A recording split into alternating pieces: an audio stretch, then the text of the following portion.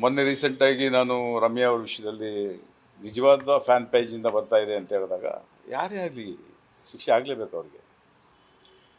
ಮಾಡ್ತಾ ಇರೋರಿಗೂ ಶಿಕ್ಷೆ ಆಗಬೇಕು, ಮಾಡಿಸ್ತಾ ಇರೋರಿಗೂ ಶಿಕ್ಷೆ ಆಗಬೇಕು. ಇದರಲ್ಲಿ ಎರಡನೇ ಮಾತಿಲ್ಲ. ಈ ಸಂದರ್ಭದಲ್ಲಿ ಮಾಡ್ತಾ ಇರೋರಿಗೆ ನಾನೊಂದು ಮನದಟ್ಟು ಮಾಡೋಕ್ಕೆ ಇಷ್ಟಪಡ್ತೀನಿ. ನಿಮ್ಮ ಮನೆಯಲ್ಲೂ ಹೆಣ್ಮಕ್ಳಿದ್ದಾರೆ, ಅವ್ರಿಗೆ ಫಸ್ಟು ನಿಮ್ಮ ಮನೆಯಲ್ಲಿರೋ ಹೆಣ್ಮಕ್ಳನ್ನ ಕಾಪಾಡ್ಕೊಳ್ಳಿ. ನಿಮ್ಮ ಮನೆಯಲ್ಲಿರೋ ಹೆಣ್ಮಕ್ಳನ್ನ ತೃಪ್ತಿಪಡಿಸಿ ಸಂತೋಷವಾಗಿ ಇಟ್ಕೊಳ್ಳಿ ಅವ್ರನ್ನ.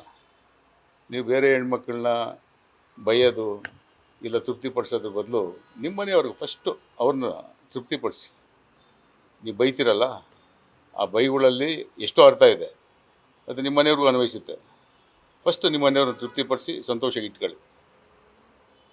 ನಾಳೆ ಯಾವ ಸ್ಟಾರ್ ನಟರು ನಿಮ್ಗೆ ಬಂದು ಕಾಪಾಡೋದಿಲ್ಲ, ಜ್ಞಾಪಕ ಇಟ್ಕೊಳ್ಳಿ.